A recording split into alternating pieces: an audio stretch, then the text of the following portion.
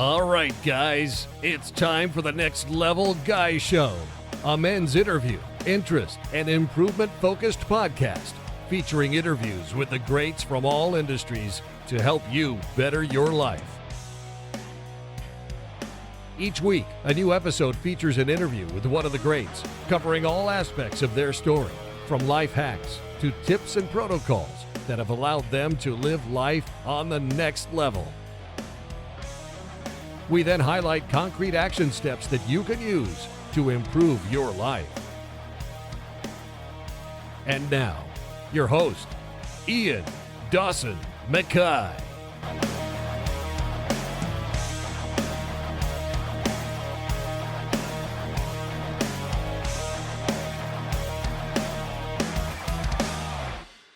Today's guest is legendary head coach Greg Nelson.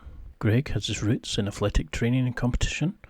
Mr. Nelson is a former University of Minnesota wrestling team member and an All-American high school gymnast. In 1983, he started training in numerous martial arts, obtaining a high level of performance ability and coaching qualifications throughout. Greg is a grappler at heart, and he's the first black belt under 8th degree red and black belt coach Pedro Sawyer. He's now a 4th degree black belt himself and is the highest ranking Brazilian Jiu-Jitsu Black Belt in the state of Minnesota.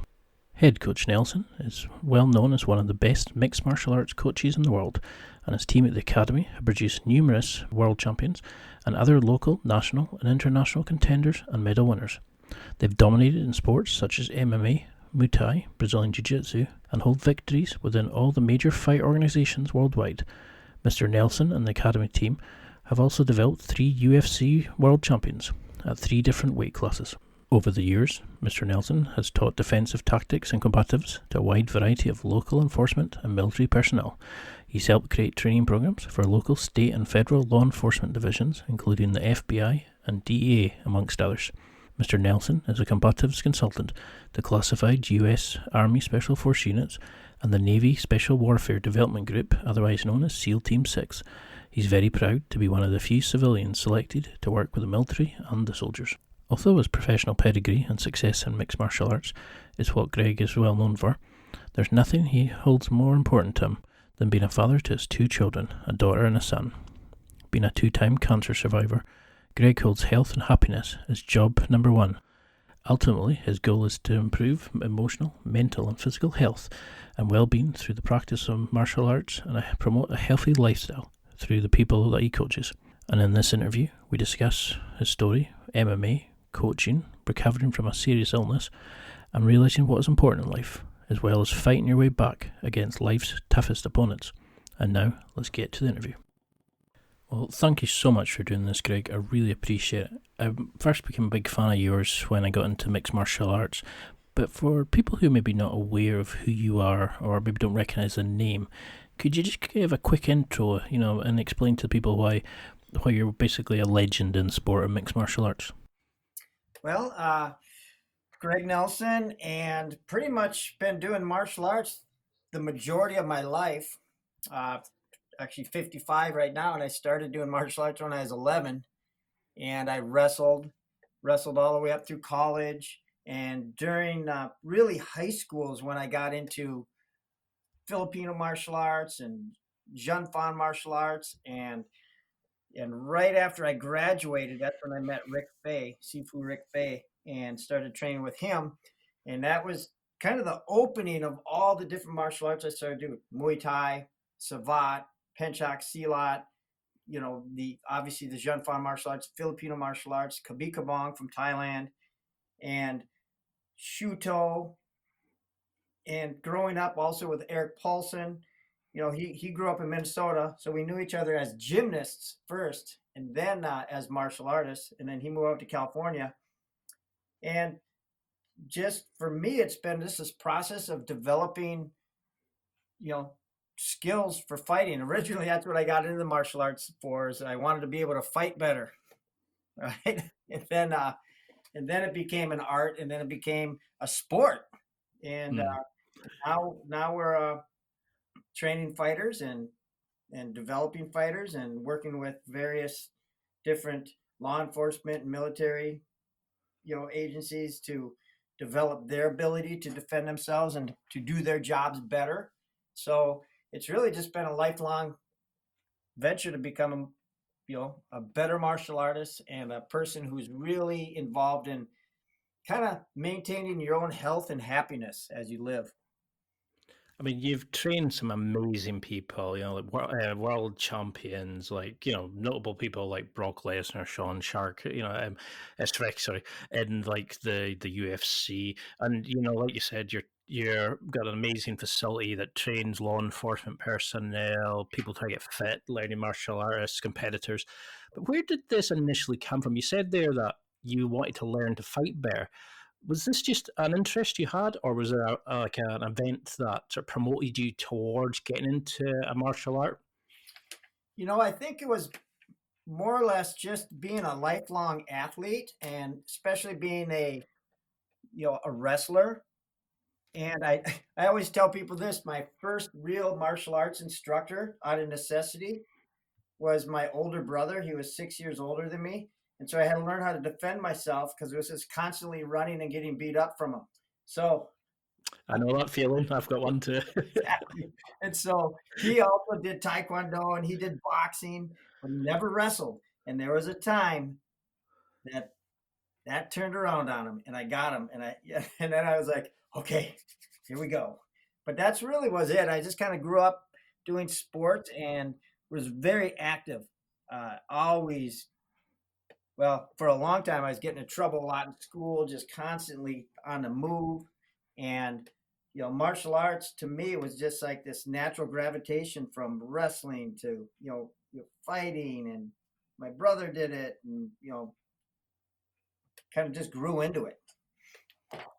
So what would you have wanted, like if you hadn't turned into a career, what would the younger Greg have wanted to do when he was a kid? Like, what would be the profession of choice? Jeez. Well, I mean, I always was an athlete, so that is something that just always I gravitated towards. But I went to the University of Minnesota and I graduated with a degree in interstate diplomacy and international relations, interstate diplomacy. So I was really into political science and all that other stuff. But you know what? As I tell people, I went to college. I got a bachelor's degree. And I said, in reality, I really got a bachelor's degree and a master's degree and a PhD in martial arts because that's all I was doing. And somehow I was fitting in studying at the same time, which I don't know how I did that exactly because it seemed like I was training all the time. It does get like obsessive, doesn't it? I mean, I started doing jiu-jitsu just because I wanted to meet some new people, take up a physical hobby because I was doing a kind of very mental job at the time. And 2 minutes in, you're like, how can I fit in a whole week's worth of training and living and doing a job? And, it's just, it takes over your life, doesn't it? I mean, and you do an amazing array of martial arts. Was that what attracted you to MMA? Was that cross training and it was a bit of everything? Yeah, it really was. I just look at my whole development. I always say what I do is what's called the truly mixed martial arts because I look at it from a weapon standpoint. I look at it from obviously just combat athletics, from Thai boxing to shoot wrestling to MMA to Brazilian Jiu-Jitsu to grappling, wrestling. I still coach high school wrestling, so we bringing in all those elements. But just having the background in Filipino martial arts and the Dajun Fan martial arts and Pencak Silat and going to Thailand and training Kabi Kabong, for me, it's all about movement. It's all about developing the ability to have more command over my own body. And ultimately, I just enjoy doing a wide variety of martial arts. I've seen a lot of my peers who did the Dajun Fan martial arts, did Filipino martial arts, did Thai boxing, and then, obviously they found jiu-jitsu, and it's like they kind of threw everything out and just focused 100% on jiu-jitsu, which is awesome. That's what they wanted to do. But man, for many, many, many years, they were doing all of them. And for me, I just have always liked doing all the different martial arts. So what's been your opinion recently of like the the coolness of mixed martial arts. You know, how it seems every celebrity's doing Brazilian Jiu-Jitsu now, or everybody's a UFC fan and things like that. When you first got into sort of the UFC, MMA, that sort of thing, and martial arts, what did you find like the evolution of it as a coach? You know, how have you found the cool side of it becoming now, and how everybody's getting into it? What was your impressions of it when you first kind of started training people and competing? Well, when we first started competing, it wasn't called mixed martial arts. It was no holds barred. Mm. And you could still headbutt, you could still pull hair, you could still attack the groin. I mean, it was literally as close to a fight, a real fight as possible. I mean, obviously you couldn't eye gouge and do something like that, but I mean, you could still headbutt and pull hair and hit to the groin. I mean, it was a little bit crazy. No weight classes at first, and so you're looking at this as just a purely kind of almost like in a scientific way. Okay, we're going to just learn how to fight better. And now we got this avenue where we can compete against other people who want to do the same thing and see who comes out on top. And that's kind of what originally we did it for. And then slowly we started doing shoot wrestling, which was kind of like the first organized, way of getting a tournament together. We've in the 80s they were doing that in Japan, and they had, sometimes they had shin guards on, other times they didn't, so they had kind of a level that they worked up. And with Sensei Yuri Nakamura moving to Los Angeles in 1989, 1990, that's when we started doing the shoot wrestling. And so we were already doing Thai boxing, wrestling, and submission grappling, and combining it all together and sparring it in 1990. And that was, 3 years before the UFC ever came out. But at the same time, Eric Paulson was training with the Gracies, Horian Gracie, in his garage, Hoist Gracie, and right at the very, very beginning of it all. And so we were getting that as well. And slowly but surely, we started to see this thing where all these different events would start to come up and different tournaments. And at the beginning, it was like 8-man tournaments. We did a lot of 8-man tournaments. So you have 8 guys and 3 fights a night, and you would get it done. And that's how Shirk started. That's how Dave Monet started. That's how all of our fighters started. I mean, all the same fighters that were in that we saw all the way growing up in the UFC. Matt Hughes, Tim Sylvia, Rich Franklin. All these guys were going through these smaller shows like the Extreme Challenge with Monty Cox, and that's how they cut their teeth to get into the UFC. It's amazing to think back then, that the levels of things you could do. You had like a boxer against somebody who just did jiu-jitsu against a wrestler, and like a couple of fights a night, and it was just accepted. And now you've got this kind of like medical suspensions, and you've got the delays between fights. And I mean, from your experience of then, do you think this should be something that every guy does? Should have some sort of involvement in a combat sport? Meaning maybe not competing everybody, but I mean, I've seen some amazing benefits to my own life, and it helps with depression, it helps with fitness and meeting friends and stuff like that. Do you think all guys, from your experience of combat sports and martial arts, should be doing something like this? Personally, I do. I think that it should be part of the process of growing up. I mean, you learn how to deal with, like you said, pressure, and you have to immediately problem solve, and you're in uncomfortable positions, and you don't get to win, and you got to come back and figure out how to do it a little bit better. And it's not this entitlement. You're not entitled. You just get you walk in and you do your best and you work out, and you have and you learn how to just be a tougher person to deal with problems, and also to work out stress, and to figure out who you are as a person, and what you can endure, and how far you can go. All these things I think are so important. And my son, he grew up on the mats. My daughter grew up on the mats. And it's been a natural part of our family to wrestle, to do Thai boxing, to do Brazilian Jiu-Jitsu, all that stuff. So to me, I think it's very important to grow up doing it. And I think all boys, I think all girls should have some sort of knowledge just for self-defense purposes.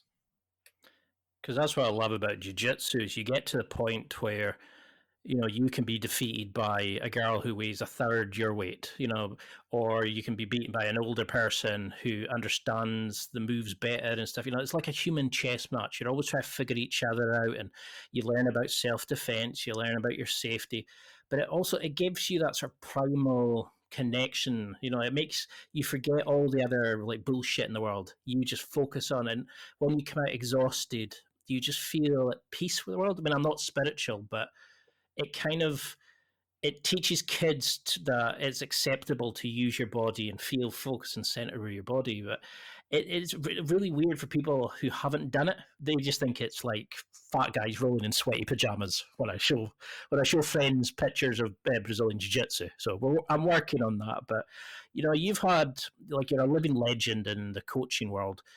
Why do you think you've been so successful compared to all the other coaches? Why do all your fighters seem to just win?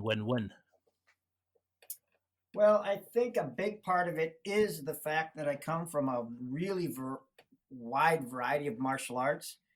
Also, where we're at in the States, in the Midwest, there's a very big wrestling community. So a lot of the fighters, Dave Monet, Sean Shirk, Brock Lesnar, the big names, majority of the fighters have had some sort of a lot of a wrestling background, so they understand that physical demand that's placed on them. But on the other hand, I think it's the fact that I went through Thai boxing and I competed in Thai boxing. I went to Thailand and trained, and went to Holland and trained, and we fought all over the place. And then I wrestled competitively at a high level, and I did Brazilian Jiu-Jitsu, and I did grappling, and I did shoot wrestling. And so I was able to kind of take my own experiences and how to blend it well, and having kind of that, I guess, the JKD, the Shikundo mentality of absorb what is useful, reject what is useless, add specifically your own. I could look at each fighter and each individual and see what they needed. And I had such a repertoire of drills I could choose from to develop the skill that they needed. And I think that's probably a big part of it, is just having that toolbox to reach into and grab whatever we needed to train the fighter at that time. And, you have certain different abilities coming in, different people coming in, different mentalities, different, athletic backgrounds, and having that ability to look at that person and say, okay, that right now, we need to focus on striking. Okay, so here's what we're going to do. Boom, boom, boom, boom. Have a bunch of strikers, have a bunch of Thai boxers that are competitive that he can train with. And I have another person that's maybe a really good wrestler, but doesn't know so much about jiu-jitsu or submission yet. Well, we got a lot of really good submission wrestlers that also wrestled, that can kind of point the way and direct them. And so we've always had this good amount of people that have been in our school that are competing in all the different disciplines at the very high level.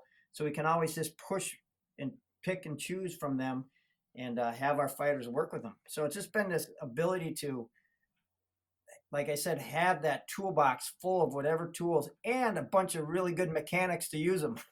So that was another part of it. Yeah, but definitely, because you've got such an array of amazing fighters, but I mean, such a size difference. There's male and female champions. There's a different kind of backgrounds to each fighter. So how would you analyze a new fighter? Say somebody new came to the team wanting to compete.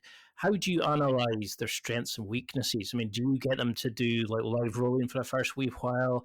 Are you just building like a set level of benchmarks that you want each fighter to do in terms of grappling, submission, defense, etc.? Or do you kind of watch them and analyze where the strengths and weaknesses are yourself? So, do you have certain tools you use at this point? Well, I think the biggest thing is, seeing what they come in with to begin with. All right. If they're a wrestler, now I can say, okay, I don't have to really worry about their wrestling skill. I just got to see how they do striking and how they do with dealing with submissions.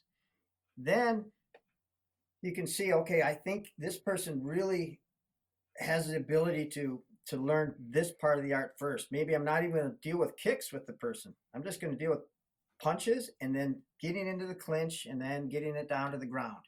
So I look at each individual and see where, what's their strengths? Are they explosive? Do they have great endurance? Are they a durable person? I mean, that's the thing. When you have a person come in as an individual, there's so many dynamics that are involved. You could have a great athlete who's just explosive and fast and even a very competitive wrestler, but their style doesn't really match up with fighting. They were like low sweep, singly mover, takedown guys and low stance. And all of a sudden you bring them up to a fighting stance and they have no idea how to set up their takedowns. And so it's really an individual thing, but as they start to at least get a little base knowledge, I do have like a set of skills that I think are very important that each one of them learn within the striking realm, within the wrestling realm, and within the grappling or the jiu-jitsu and ground fighting realm. And so there are some definitely benchmarks that I want them to be able to attain as they develop. Is there any that you could share? I mean, it would the benchmark be something like, be able to escape out of mount, 9 times out of 10, or would you be looking for certain combinations? Like what kind of benchmarks, not like obviously all your diamonds, but I mean, is there a couple that you could share with us? Yeah, I mean, the biggest thing would say up on your feet, striking. I want them to have a good, solid understanding of the basic hand combinations and how to move and strike at the same time. And I want to see how that ability to strike with fluidity, not like choppy, slow strikes, but have that fluidity of movement. And then, obviously with that, then we come into the knees and elbows, just understanding basic knees and elbows and how to utilize them and how to clinch and how to play the game, not only like in Muay Thai with the clinch game there, but also like in Greco, so you're learning how to push and pull and balance and what, positions are strong for fighting and which ones are weak, how to just play that game a little bit. Because a lot of the clinch is it's just like grappling on the ground. It's about sensitivity and feel. And so we have some basic drills. And so they're basically like on the wrestling skills. I want basically understanding of how to do your basic shots, single legs, double legs, how to do your upper body attacks. And of course, sprawling. You got to have your sprawl game down and your defensive game.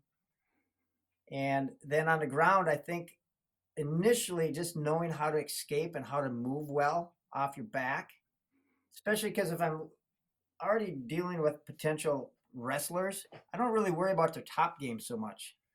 It's worrying about how to get off their back, how to maneuver on the ground. And then I teach them on what not to do because the wrestler will do some things that will get them caught in guillotines and triangles and all this other stuff. I'll say, okay, here's what not to do.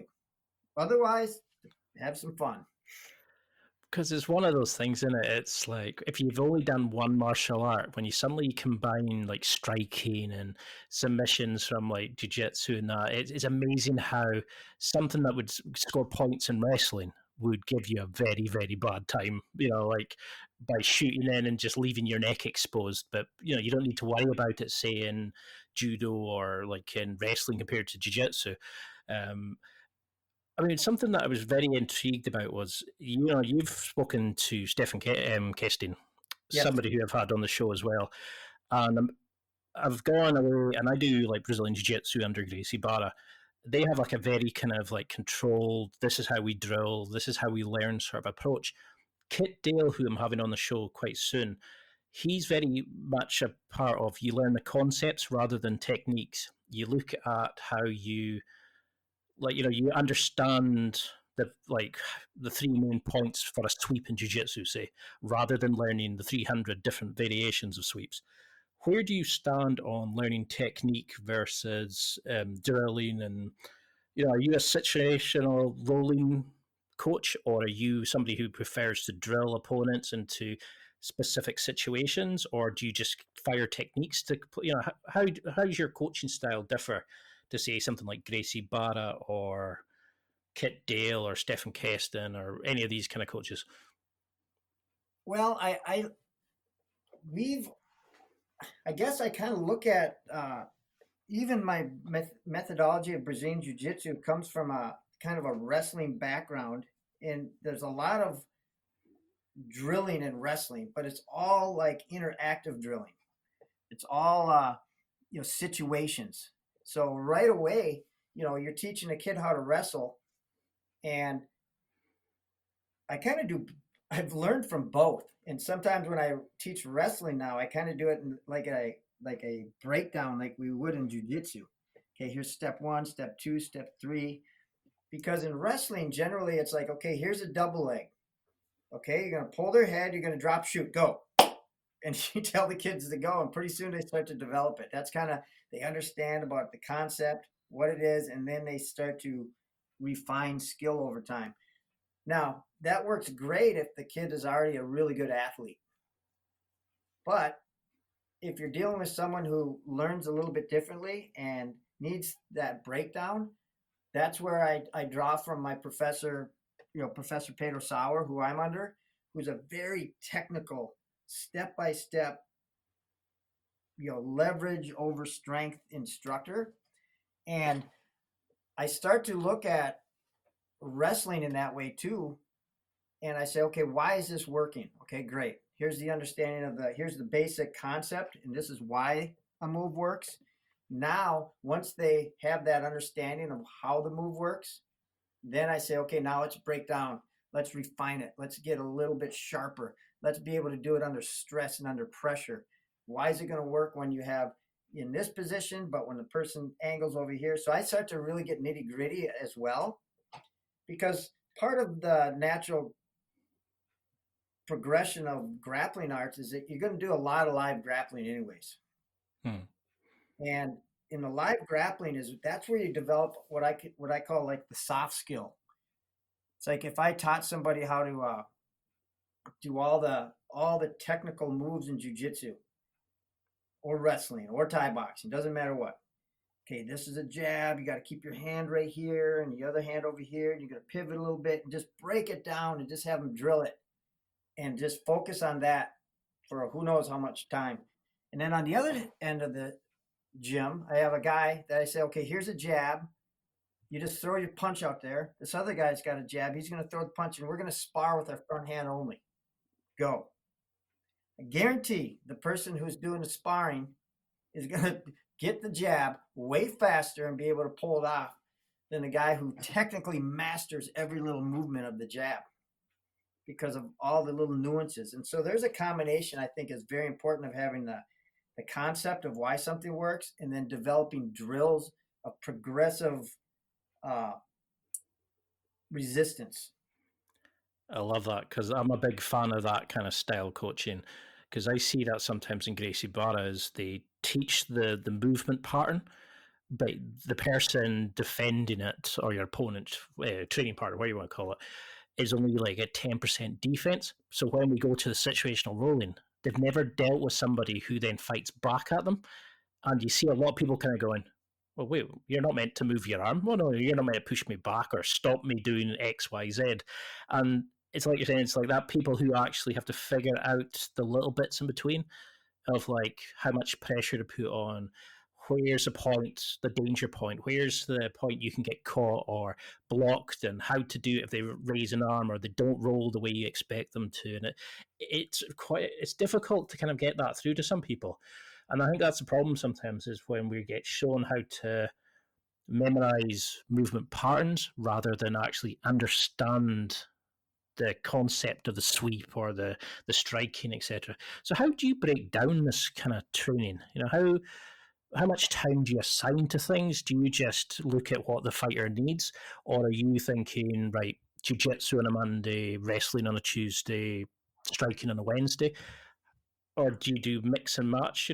What's your kind of approach? Say there's a fight 10 weeks away or whatever, would you set it up as a training camp, or are you just always prepping different skills each day? No, I mean, we have kind of a very steady program that we do with our fighters.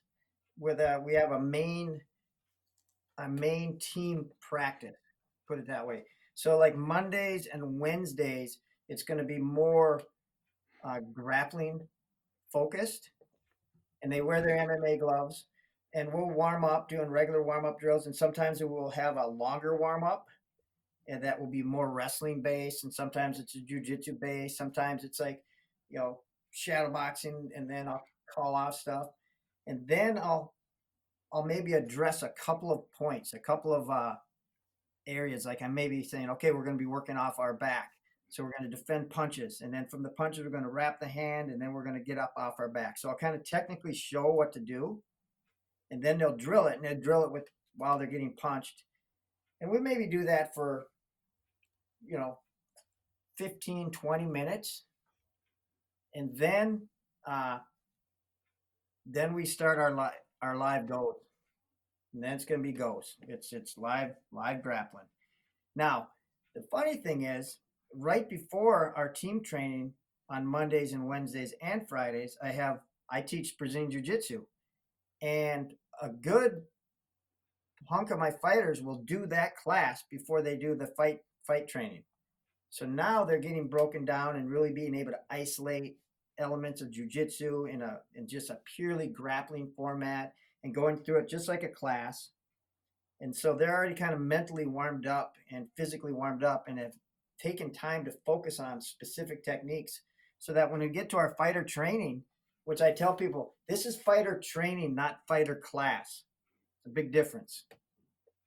And in fighter training, we're learning how to fight, and it's going to be more live goes, more situations, more very specific fight drills that are going to happen in a fight, as opposed to like maybe a jiu-jitsu class.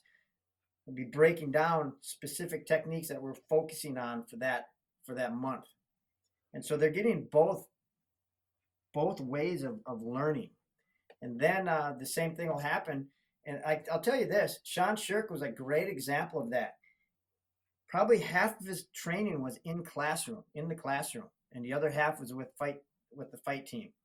And he was fine going right into a regular class and doing just nuts and bolts techniques, and doing basic drilling on Thai pads, and working with anybody. He didn't care who it was. As long as they knew how to hold the pads and they knew how to move around, he was totally fine with that. And so we kind of just molded that mentality to this day. And so, we have kind of we expect our fighters to go to these different classes to do and drill Muay Thai, to go to Brazilian Jiu-Jitsu classes, to find a training partner that they're going to work with specifically to drill. So when we get to fight training, we can actually train fighting. All right, train the drills. Tuesdays and Thursdays, we spar. It's a sparring focus. Tuesdays, we do big gloves and shin guards. Thursdays, we do small gloves and shin guards with more takedowns. And so it might probably Tuesday, we have a lot of our Muay Thai fighters come in there, because it's basically Thai boxing. And so they'll spar. And again, we don't go nuts, right? There'll be time and place where we say, oh, hey, we're going to have a really hard sparring session at this time. So kind of be ready for it, right? Otherwise, we do a lot of timing sparring, a lot of drills, a lot of movements, because if a fighter already knows that he can take a good shot, you don't have to keep reminding him that he can take a good shot. Now it's about refining those skills so they can be more fluid and more dynamic and a better fighter and more comfortable fighting. It's like in Thailand, training in Thailand is very unique, because you watch those people, you watch them fight, and it is just insane. But in training, they could go 20 sparring rounds every single day and nobody's going to get hurt.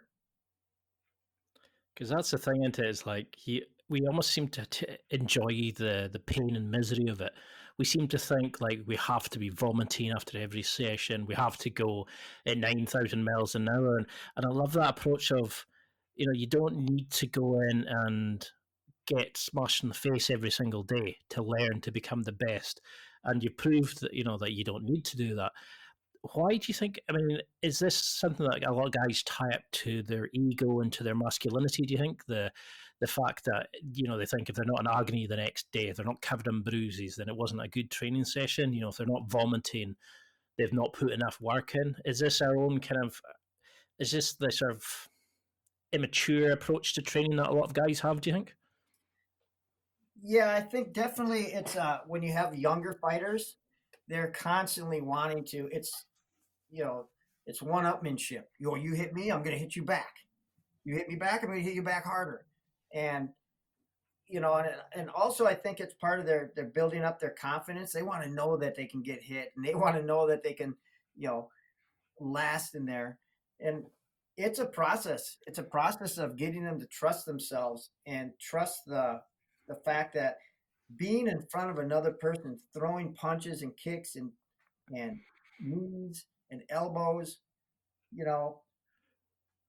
it's more about recognizing the threat and being able to deal with it, as opposed to just standing and banging and trying to become a tougher tree, right? So I'm about, hey, if you are a smart fighter, you're a guy that's going to be able to, you're going to want to figure out all the little nuances of what a person does before they fight, so I can mitigate the damage and slip to the side and angle and move and be able to spend many, many rounds in front of another fighter, educating my eye and my ability to see what's going to happen, as opposed to just, bang and hope for the best. And, we've had both, in the past, there was a lot more training hardcore, just beating the living crap out of each other.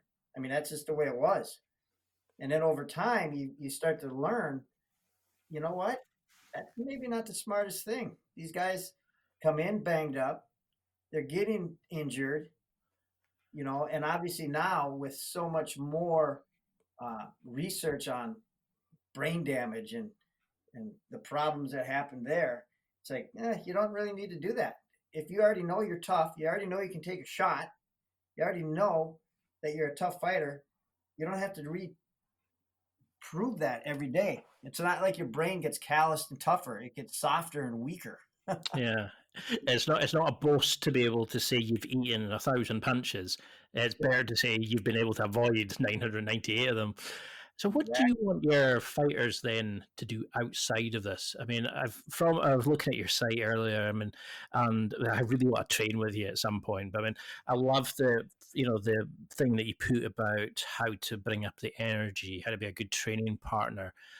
You were talking about like meditation, you were talking about healthy eating, and a lot of these other places don't really focus on that. So, what are you asking your fighters to do outside of the cage, in terms of things for cardio, for their mental health, for their diet? How involved do you get in those kind of aspects of things?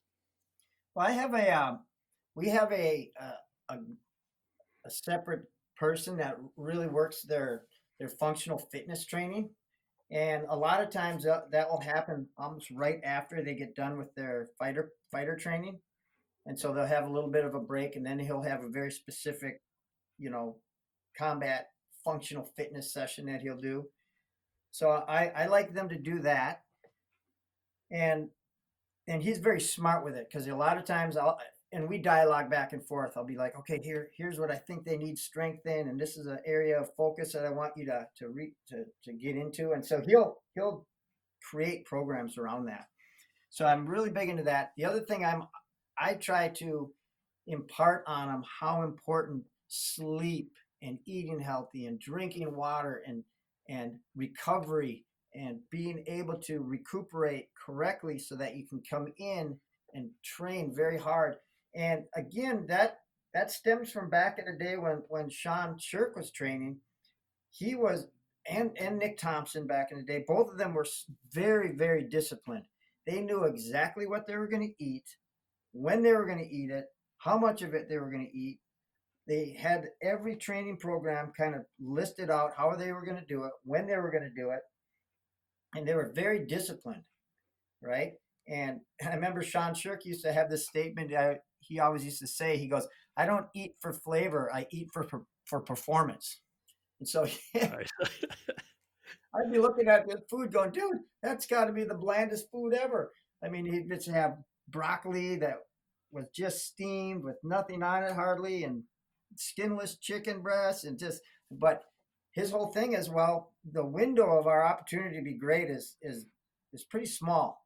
So I think I can deal with, just eating really healthy for a few years. And you know what the funny thing is? To this day, he eats pretty much the same, and he has not fought for what, 10 plus years. And his philosophy is, I feel really good. Why would I want to not feel really good? I mean, it's pretty simple.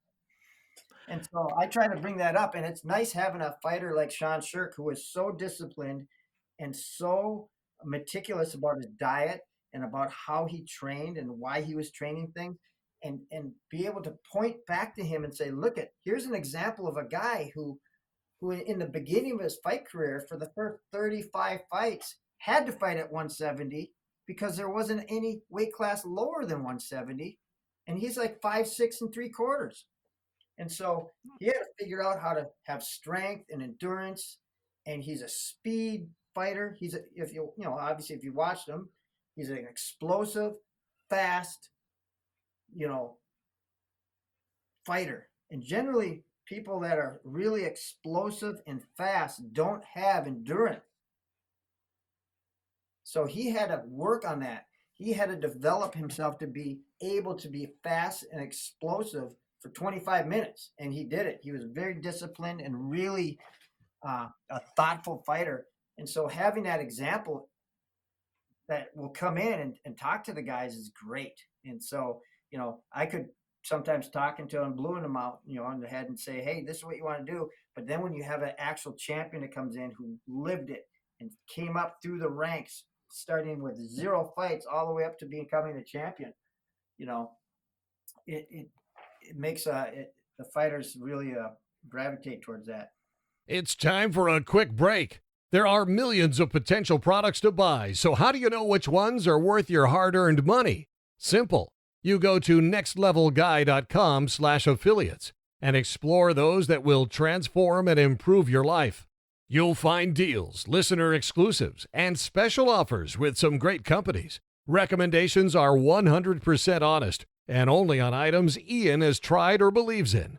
The companies showcased will make you a better man in all areas of your life. Simply go to nextlevelguy.com/affiliates and level up. Because you could tick off a list of who's who. You've trained some amazing, and still trained some amazing people.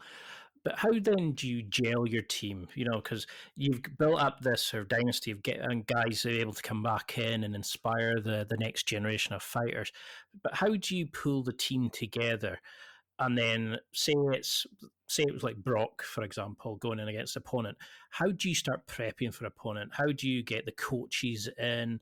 Do you just stick to the amazing array of coaches you've got at the facility, or do you look to bring in outside people? Are you looking at game tape with him, or are you just focusing on making him more badass than he currently is? Say if it's Rose or if it's like any of the other amazing fighters you've trained. How do you start building them up towards a fight? What would we be seeing leading in a training camp? Do you have a set plan, or do you just do your usual and because it gets success? Well, we have our major template that we use, but then we'll start to refine it for specific fighters, right? So obviously, if we know that the person is fighting a southpaw and they're a very good striker, well, we're going to direct that. We're going to address that element really well. If we know the fighter that we're going to be competing against is a really aggressive wrestler, a ground and pound type person, wants it on the ground, we're going to address that and change certain training sessions to deal directly with that for sure. Individually, training with Brock was in an entirely different experience.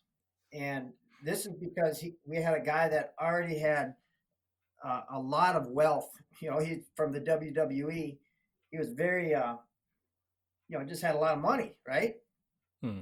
We could bring in specific people, and they lived. He'd fly them in, and they would live, at his house, at a real house, or he'd put them up in a house. And man, we pick and choose. I mean, we had Caprito come in for jiu-jitsu. Of course, Pat Barry, that's how we got the connection there. Pat Barry came in for striking. Uh, we brought a variety of really high-level wrestlers in to wrestle with him and to continue to train from there.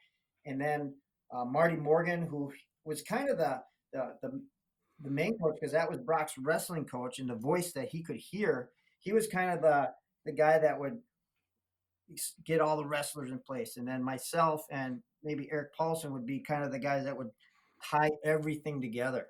Okay, here's what we're going to do. Here's how we're going to, the striking drills to getting to the takedown and once we're on the ground.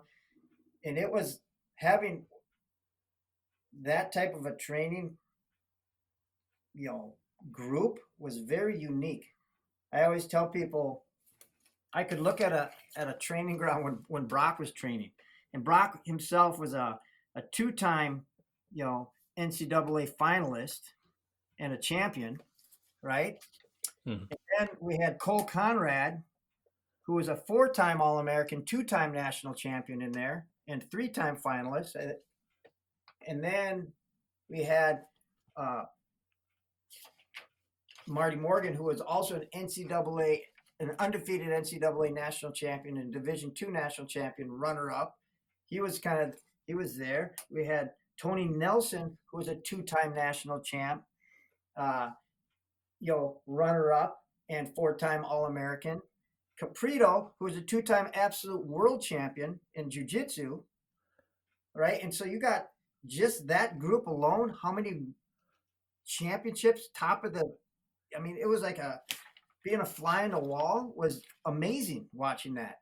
And it was really cool watching the dialogue between, and I would sit back and I would just listen sometimes when Marty Morgan, who's kind of like a Yoda of wrestling, and Caprito would sit there and dialogue back and forth.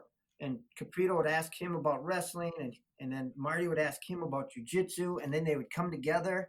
And so it was a very unique experience, and I learned a lot from that too, of bringing in specific people for different reasons. And if you have the ability to do it, that's awesome. And he did. So for the most part, you got a fighter who's just a normal human being who doesn't have a gazillion dollars to mess with. And you got to use the fighters that we have. And I'll bring in specific Thai boxers to work with our fighters. They'll work with them. We have really good wrestlers to work with him. So, basically I look at the fighter, what's he need, who's he fighting. We're going to have our major template, our primary way of training the fighter, our general training session, and then we will get detailed for the specific fighter that he's working with. And that might be one training session a day where we'll break down details and, formulate a specific striking, plan that we want. Where do we want to bring this fight? How do we want to keep it there? So we'll get a little detailed with each fighter, but for the most part, they'll be training together, and we'll have fighters, emulate the fighter that he's going to be fighting. So it becomes a puzzle, but we try to do the best we can to put those pieces together. I love that. And just to think of having that wealth of experience and talent available just in the gym alone, never mind taking these other people in. I mean, Brock is somebody who I'd love to have on the show because he's one of those people that builds up what he wants. He just goes and gets it and he achieves so much. And I think he's got an amazing story. I mean, I've read his book and I thought there's so many questions that come from it.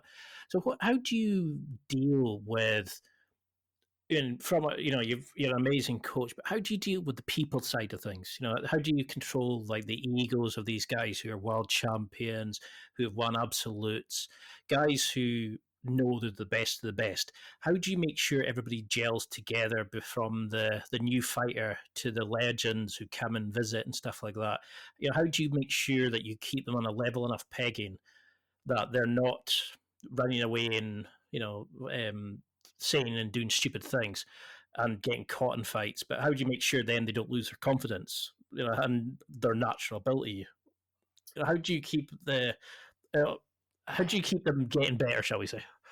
Well, I think I'm very fortunate in the fact that, we've had such a history from almost the beginning when Dave Monet was the first 185-pound UFC champion. So having a history from then to Sean to, just keep going up the ranks, there's already been this kind of pattern that fighters see. And I've had to have fighters and just look at them and say, you know what?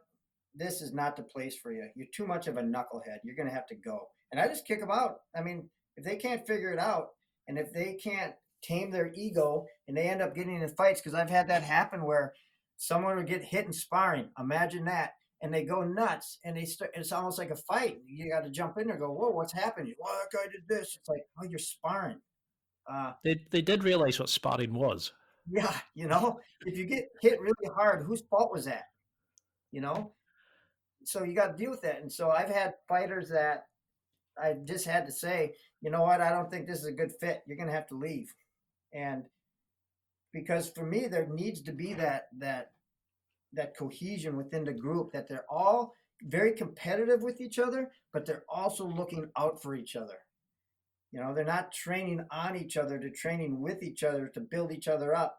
And I always say that if you're pushing him and the next guy's pushing the next guy, next guy's pushing the next guy, everybody's going to come up together. And we're not here to challenge one another in a way that, I'm going to be the best in the gym. It's like, no, we want everyone to be the best in the gym that they can be. So we have a very good team that everybody gets along together. We don't have any major ego issues. The people that we did have problems with, it's just easier to say, you know what? There's a lot of places you can go train. You're too good for this place. See you later. I'll just, whatever I got to say, get them out of there. Or just kick them out. Just say you're out. There's always that kind of people who get attracted to being able to control and bully other people. And I think, unfortunately, a lot of martial arts have that sort of slice of our souls in, but thankfully there's a lot of good places. And I mean, Gracie Barra is great for the sort of family feeling and the sort of mantra. We did have a couple of people who, it's almost like they made themselves feel more manly by able to beat up, newer students, and they eventually had to go because you just get to a point of thinking, like, to some people, this is just a hobby. It's to learn self-defense or whatever, or it's to overcome getting bullied or something like that. And the last thing you want is somebody taking liberties with somebody. But I mean, nobody's going to do that with likes of like Brock and stuff like that. But yeah. What do you do during the fights? How do you analyze and like give feedback during, like, between the rounds and stuff like that? What are you looking for? Are you wanting them to just stick to the plan, or do you just kind of go with the flow? Do you have like a post-match analysis that you do? Or, how do you just keep getting better and better after each fight? Well, I think during the actual fight, I'm pretty, you got to be 100% honest with your fighter. If they're losing, you got to tell them they're losing. They got to get going. But I'm a very firm believer that, the majority all the work has pretty much been done leading up to the fight. And now it's just maybe making some fine-tune adjustments that have to happen. You see the person walking into a right hand too much. You're like, hey, you gotta step to your right to get away from their rear hand. Just very small things. But in the corner, for me personally, the first thing I have them do is I just have them breathe. Because if they're not breathing, they're not hearing you anyway. So I just say, okay, breathe. So probably the first 30 seconds of that 1 minute break, I'm just having them breathe and try to relax and look at them to see where their eyes are at. Sometimes you look at a fighter and their eyes are telling you that, oh my God, he's in panic mode. So you got to calm him down, get the breathing going. And then I'll just give him one or two things to focus on. And I have other people in the corner, and we'll be talking while the fight's going on. And one of them say, hey, he's got to watch out for whatever XYZ. And that might be something that I wasn't focusing on because I was looking at a different part. And I said, okay, yeah, I see that now. And so then when I go up there, I'll say, okay, hey, we got to make sure that you got to watch out for his right kick because he's landing on the leg. It might not hurt now, but it's gonna take its effect. So we're pretty honest with the fight. Or if I'm saying, listen, you got to turn it up, buddy, because you're getting beat. You got to pull the rabbit out of the hat here and do something crazy. And I'll be pretty honest with them. So, as far as game plans, sometimes we have to change them. A great example of that is when Sean Shirk fought Nick Diaz. When we went out there, we were expecting just to try to shoot in and get Nick down right away. But Nick came down, crouched over, ready for Sean's takedown, assuming that his striking was going to be so much better than Sean's that he could sit in this position, just hit. Sean took some shots, realized he wasn't going to be able to take him down. So between the first and second round, I said, Sean, you got to start just boxing. You got to start opening up. He's now as tall as you. He's crouched over. And so he came out there, and all of a sudden all these people were like, oh my God, Sean sure can box. Yeah, he's always been able to box. He's never needed it. So it was really funny because he ends up winning that fight, and he ended up then getting takedowns and doing well. And I remember talking to Cesar Gracie maybe a few fights after that, and he said, yeah, Nick was really confused because he was sure, without a doubt, that his hands were so much better than Sean's that he didn't have to worry about it. And then all of a sudden, Sean was hitting him, and it wasn't like he was hitting him with shots that were going to knock freaking the Diaz brothers out. Those guys are but they were just like flies in his face, and he was just like, what is going on here? And then he would shoot in. And so we had to change the game plan from taking him down and getting on top and dealing with it to boxing him between rounds. So hopefully you've developed a fighter and they have the ability to adapt fast enough, because guess what? The fighter you're fighting, they're game planning against you too. Oh, I love that. Yeah, they might be an entirely different fighter by the next time you see them. Because you see that a lot of times, don't you? It's like people who've got to the rodeo or the big show or whatever you want to call it, they sit there and they stay on their exact same game plan and they do the same thing over and over. And this new guy who's scouted them well starts smashing through their preset rituals, and they don't know what to do because they've never had to go back to the bag of tricks or to change things up or to sort of go on the fly. And I love hearing stories like that where people are use their mental skills as well as their physical skills to actually start thinking around the problem and not just try to smash their way through it. And I love hearing the kind of the way that you look at it and break it down, and I can see why you've had the success you've had. But what do you think, for fighters in terms of like afterwards, like, are you a big component of like meditation, visualization? Because I can see how, you inspire and motivate these guys, but what do you get them to do away from the gym to really help, become that 1%?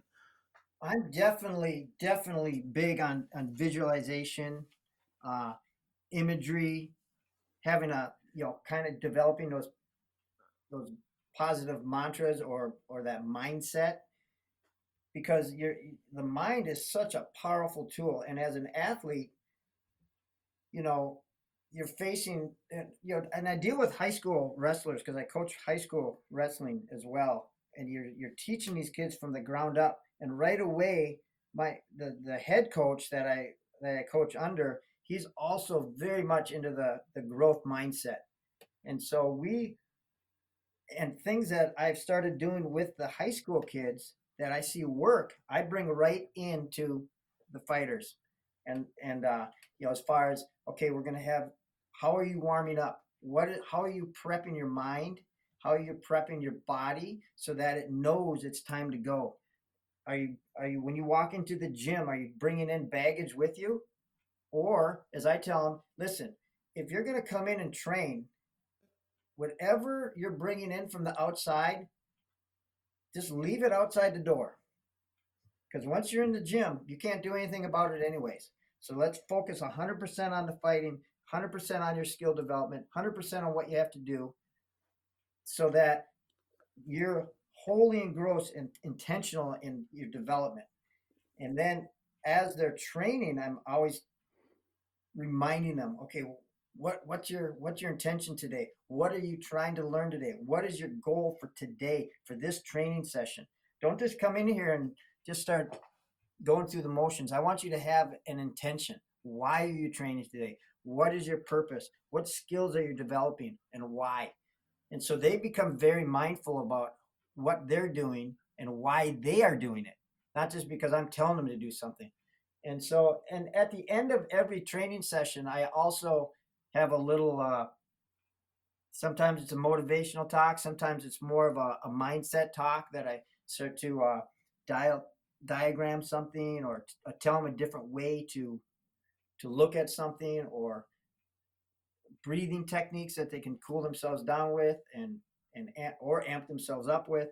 So I'm doing a lot of things that I'm constantly researching myself on higher performance. And I myself have gone to a bunch of different, like, high performance academy, where you're learning what high performers in every genre, not just fighting, but from CEOs all the way down to athletes, what are they doing to become higher performers, and why are they becoming higher performers? So I start bringing that into the fight team as well. I love that. I really wish I lived so closer to your gym, because I'd be signing up like today. I mean, what goes through your sort of mind when you see a fighter make a mistake? Do you have a ritual or a mantra that you'd get them to do to sort of clear away? Say they get caught by a big strike and the bell goes, and then the next, they're in between rounds. How can they forget about the mistake? I mean, when I started jiu-jitsu, I used to have, if I got tapped, even if the person was a purple belt when I was a white belt, or even now when I'm a blue belt, I still get pissed off when somebody taps me. How can we forget about mistakes and then just get on and reset, refocus, and get back into it? Do you have a way of kind of clearing the deck, so to speak? Well, what I try to, my goal is how I point the fighters and the competitors and the students in the school is that, you should be willing to try new things, willing to say, okay, today I'm going to try to do this, technique, or I'm going to put myself in these really bad positions to figure it out. And if the person catches you, they did what they're supposed to do, right? So don't worry about it. And I'll tell you this, you take the weight off their shoulders and say, okay, they're a fighter, so they got to be able to beat everybody in class. That's not the case at all. I have my fighters getting tapped out all the time, and they would just laugh. They just laugh and go, "Oh my God, that was really good." And I didn't think you were going to be able to do that. That was awesome. And because I give them the freedom to just open up and have fun with it. When it's time to be very competitive, it's time to be competitive, right? But if they're rolling in a class with all the rest of the students, I want them to kind of almost sometimes go into that person that they're rolling with. I want to go right into their wheelhouse. I want you to go right into their traps, figure it out, have some fun. If you get caught, you get caught. You're trying to figure it out. You're having fun, and you're piece by piece getting your game stronger. And I think having that element of play is really important, because you're in a serious sport. You're in a sport where you can get really hurt, and we've had fighters get really hurt. And so you have to have that ability to take that pressure off yourself and just have fun learning and have fun going through the process. And I think that's a huge part of it. If we're in the middle of a fight and a guy just got tagged, and you're looking at him and he's like, same thing. I'll tell him to breathe. I go, okay, that guy just nailed you, man. How's it feel? He goes, yeah, that was a good shot. And I go, hey, that's the hardest shot you're gonna take. He just landed the most perfect shot on you. Guess what? We're standing here talking right now. You ready to go after this guy? Yeah. All right, you're not going to hit any harder. You already hit. He's already going to get hit. Let's go out there. Let's not let that happen again. Okay, boom. And so I try to shake him away and say, hey, it happened. Big deal. Part of the deal. I mean, I've interviewed Bobby Maximus, Rob McDonald, and that's what he said is like, I got knocked out and I was out cold for about like 8 minutes. And when I came round, I was kind of like, but he goes, but if you let it hold you back, then like it could destroy you. But he said like that's what he did was he went away and looked at how to fix it and fill the gaps and fill the holes that he had sort of struggled with. And I love the way you look at it, like, and just now it was like you were talking to me directly as well, where I was saying going, yeah, stop taking it so serious, enjoy it, play around. And it's like that thing of if you get tapped, you either win or you learn. There's no lose. The only lose is when you stop or when you give up or get seriously hurt. I mean, something that I was really amazed at was that you've beaten two really serious conditions. Do you think your mindset from fighting and your toughness from the gym and the coaching, etc., was that something that gave you the mental strength to kind of fight off like cancer and that at the time? Yeah, I think definitely without a doubt, because you're dealing with aches and pains and stress and the way that the arts that I did, especially with Thai boxing and wrestling, where you're just pushing your physical limits constantly, and you're used to cutting weight and the being uncomfortable from cutting weight, and then dealing with aches and pains and how to navigate around injuries and all these things, and just keep persevering and pushing through. Definitely was a huge part of it. It's the same thing. I was an All-American gymnast in high school as well, and so you're constantly dealing with your hands being ripped and getting tweaked and falling. And my daughter was a really high-level gymnast, and there's kind of a saying in gymnastics where you fail, fail, fail until you don't. And that mindset is important. That you're gonna have bad days, you're gonna have good days, but you just keep going and going. And that mindset got me through a lot of that battle. And I had a couple of mantras when I was going through the cancer, and one of them was, I might have cancer, but cancer will not have me. Right? So I just say, okay, I got cancer, but hey, I'm not going to let it win. I'm going to fight. The other one was, this is kind of a grim one, but I said, I will fight until I live or die, but I'm not going to stop fighting. And that mindset was just something that just kept me going. Good days, bad days, in a lot of pain, whatever, just not going to stop fighting.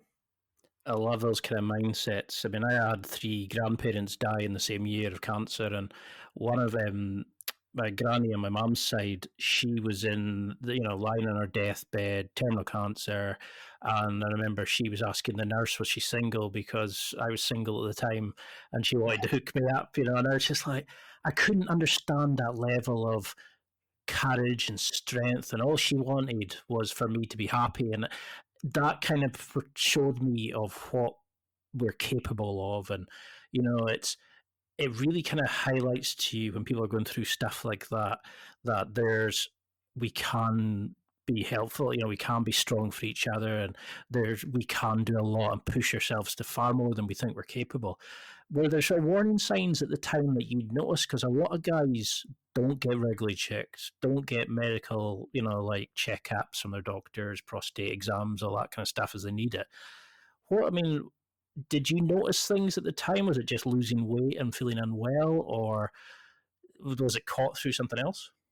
No, when I first was coming, feeling those signs, I still remember I was in Thailand and I was running. We were running up this mountain up in Chiang Mai, up to the Doi Sutep, which is a temple up in the mountain.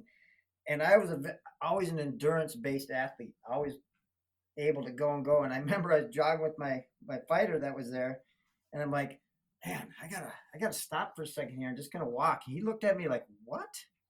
I said, yeah, I think it's my ankle. I was just, you try to do anything. Right? All right, I'll catch up. And I walked for a while. Then all of a sudden it's like, okay, I'm going to finish off the last thing. And then I continued to train the rest of the camp, the rest of the time that we're there, and we're pushing hard. But I kind of remembered that. And then when I got back, I remember it was like a kind of a slow progressive decline. And I thought I was getting like mono or some kind of flu, but it didn't feel like that. I didn't have the same symptoms. And I started getting these aches up and down my back. And it was just a very strange feeling. I was really tired. And, uh, and the thing is, I was going in, and the fact I was 37 years old at the time, I think that the doctors, cancer was so far away from their head that they didn't even put that on their radar. So they're giving me different types of tests. Okay, try this. We think you have, you know, an infection in your lung. And I'm like, what? All right, try this. 2 days later, come back. Not that nothing. It feels the same. Okay, we think you have this. And it was finally to the point where I'd have to show a move. I mean, this from being a competitive athlete to show a move, then have to sit down and catch my breath. And I was going, God, I don't know what's going on. And finally, it was Memorial Day weekend here in the United States. And it was on a Friday. And my wife at the time called the doctor. And I still remember this. She goes, and I can hear her voice. Yeah, I have a message for Dr. Ula. Tell them that if I don't get a call back, I'm probably going to find my husband dead over the weekend. Right. And so she got on the phone and said, you haven't given him a scan. You haven't done anything. You know, we got to do this. And so finally I said, okay. So we went and I got a CAT scan. And they said they were going to call back at 5:30. And it was like 5:31. So my wife got on the phone, said, hey, what's going on? Give us 15 more minutes. Okay. 15 more minutes. They called back and said, go to North Memorial Hospital. Okay. So I said, oh, good. They found something.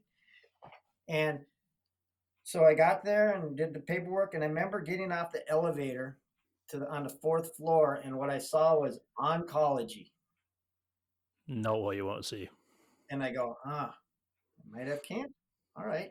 So then we went in there, and then I got a biopsy of my liver because they wanted to double check. And they said, okay, we have 2 masses on your liver, and we just found that the biopsy is positive. We have cancer, you have liver cancer, and you got some involvement in your spleen and your lymph nodes. So you're on stage 4.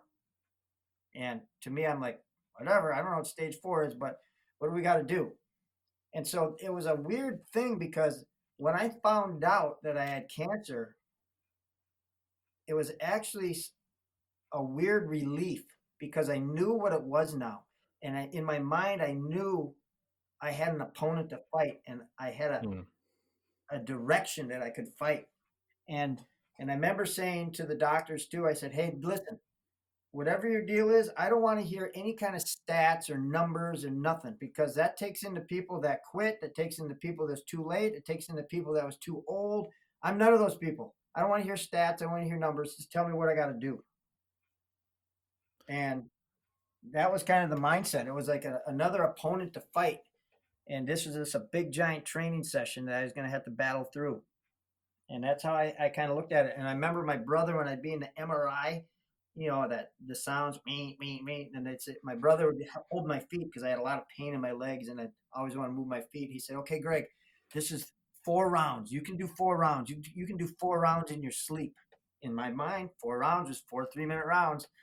And that's how he got me through these MRIs too. He would relate everything back to training rounds and those hard pushing Thai boxing rounds that we did. And that's was step by step getting through it. You've been surrounded by some amazing people, and it's awesome to hear. And I'm so glad that you've recovered, and you just seem to go from strength to strength. But can you remember what was the sort of hardest thing at that point? I mean, what advice would you give to those who are going through that just now, who maybe have got family members? Is there something that people did that really pissed you off, or was there something that you were really grateful for people doing? What advice would you give to those going through it and those who've got family member currently in it? Well, here's obviously the personal advice, you got to fight. You got to have something to fight for. But here's, I think, a huge bit of advice that a lot of people don't hear. It's, in my case, I had my wife at the time, and she was like a bulldog. And she would keep all of the doctors on the same page, because you'd have an oncologist come in, and then you'd have a neurologist come in, and then you'd have a hematologist come in, and then you'd have the pain doctor, and they're all telling you different things. And so she would be like, listen, stop, get together. And she would get them all together to make sure they were on the same page, because sometimes they wouldn't even know what was going on with the other doctors, because they got all these different patients. And so having the caregiver or the person on the outside really know, what, that the doctors are kind of on the same page, that each doctor's talking to the other doctor. That's a big part of it.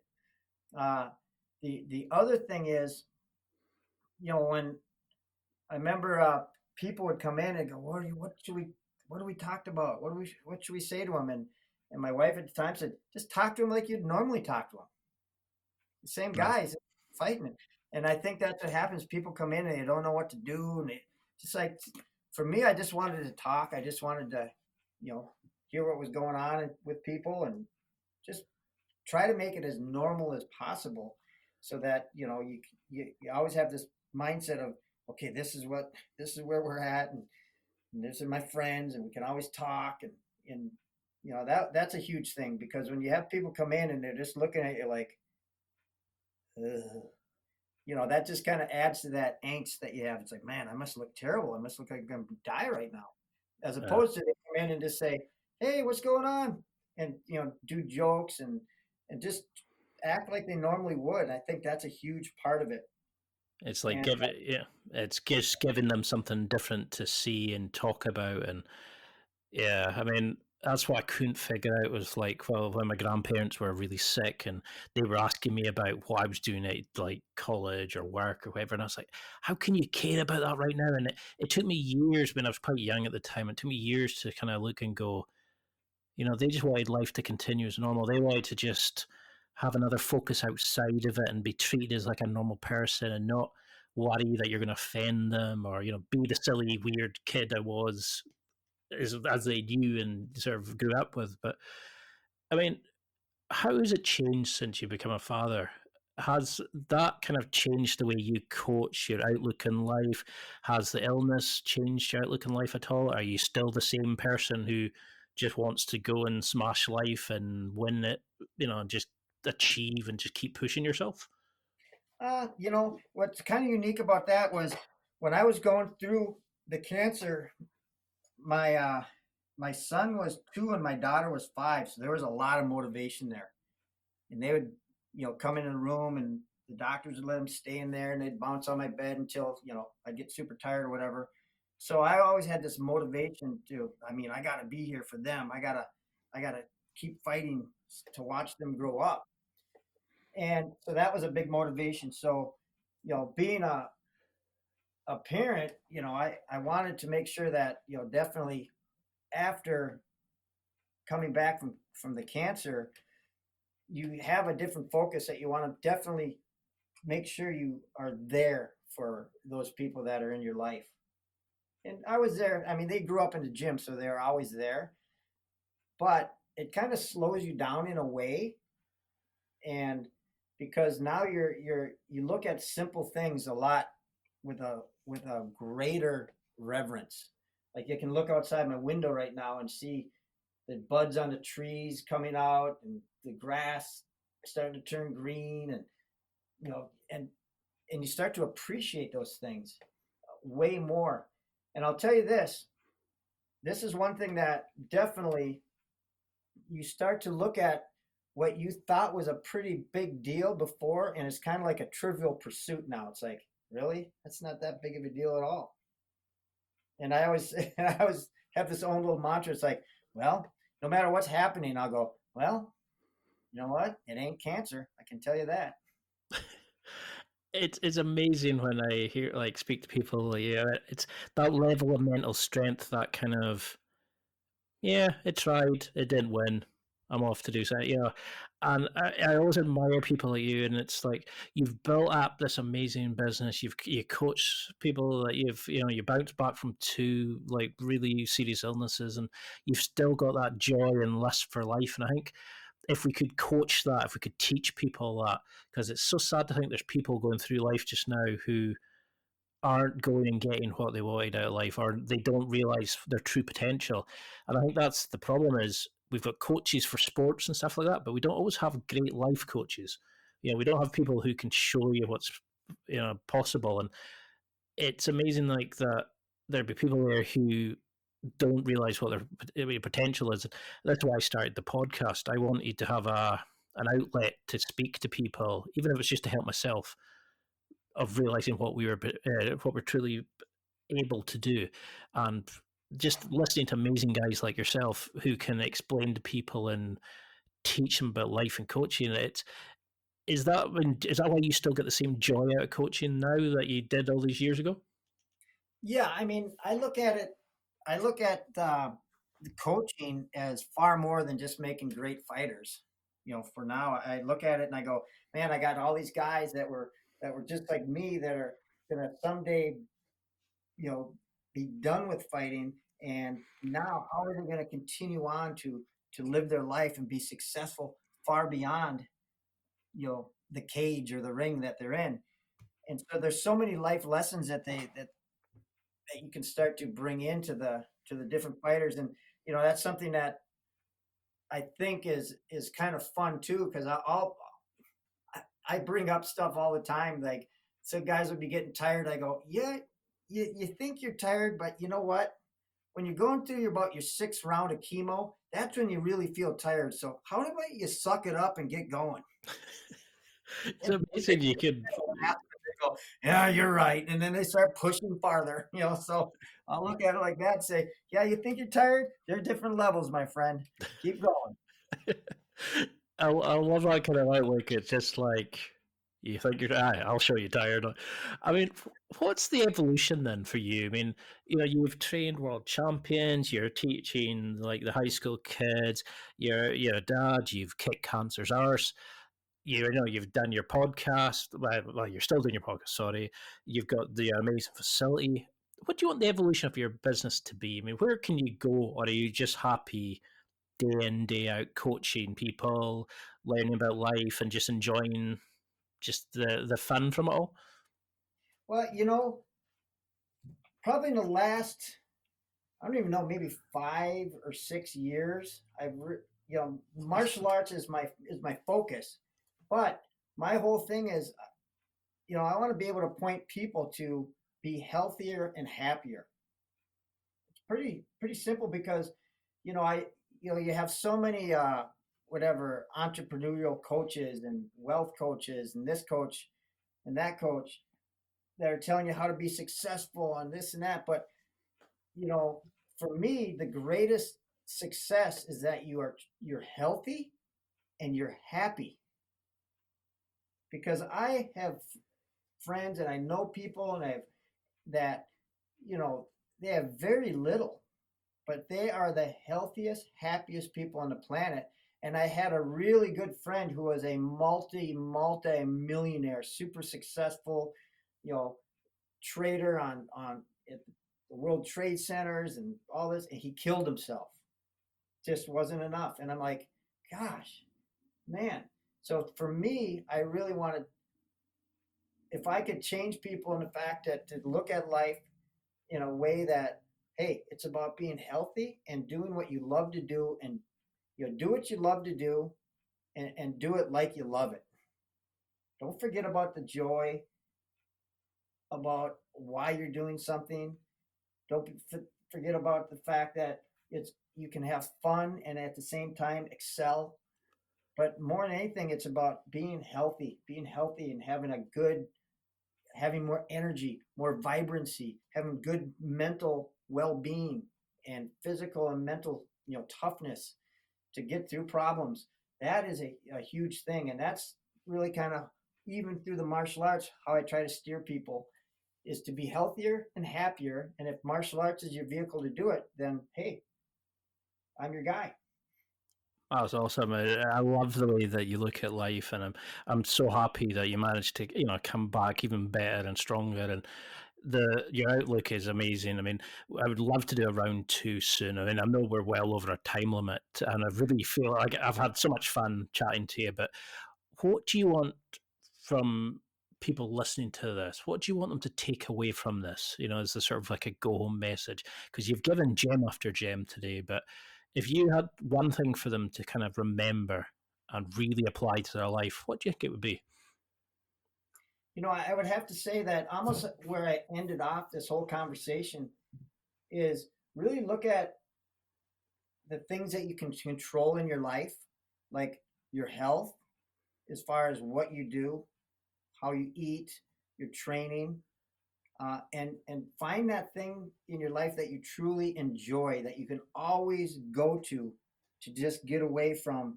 Everybody has bills, everybody has maybe their job that they have to do, but find that thing in your life that is your absolute joy, and just don't lose the joy for it. That is such a huge thing. And that's why even within our fighters, I tell them to have fun. Remember why you do this. This is an enjoyment, a thing we get to enjoy. So enjoy the time that you're here, and be focused on your health and happiness. And I think that's the biggest thing, because so many people are about go, go, go, rush, rush, rush, do, grind, grind, grind. I go, man, I push pretty hard, but I don't think of it as a grind. I think of it as hey, I get to do this. I don't have to do it. That's a great way of doing it. It's that mindset change into it. It's not I have to go to training. It's, oh, brilliant, I get to go to training, or it's training time. It's like you can flip the switch and make anything a positive. And I think you're right. We do sometimes, we're constantly do that motion of you have to be pushing and grinding 24/7. You're like, no, enjoy life. And enjoy the small things that makes you happy. And if you're doing something that makes you happy and content, go for it. Enjoy life. And we live in a society where we're taught that we have to be, Calvin Klein models. We have to have 6-packs. We have to do this. We have to do that. And I think we've forgotten how to enjoy the joy of life. And you found something that you're amazing at, is coaching and bringing on and inspiring people. And the work you do is amazing, and I'm so glad that you're still alive and kicking, and you're just going back and stronger. So how can people get in touch with you, come and train, view the facilities, listen to the podcast, connect with you on social media? How can we kind of keep up with what you're doing? Well, we have our website for our school, which is the Academy mn.com, and that's our website for the school. On Instagram, you go Greg Nelson MMA. I throw stuff up there all the time, and just little things that I'm thinking about, or training sessions. And Facebook, I'm on Facebook, and for me, I keep things pretty simple. And is there anything that you've got coming up just now that you want to promote? Anything that you think people should check out? Well, I have my online university, which is gregnelsonmma.com. And I have, just a bunch of training stuff up there. And I also have a lot of mindset and motivation things on there as well. And that's something to look into. So that's gregnelsonmma.com. And other than that, it's just that's kind of my focus right now.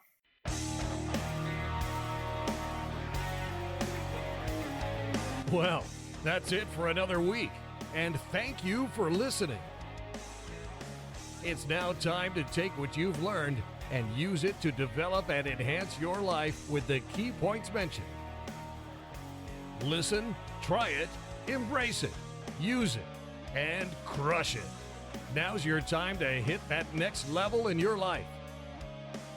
If you liked this episode, then please leave a comment on the show notes or a review of the show on your podcast platform. Everything helps evolve the show. Until next week, keep seeking the next level in your life.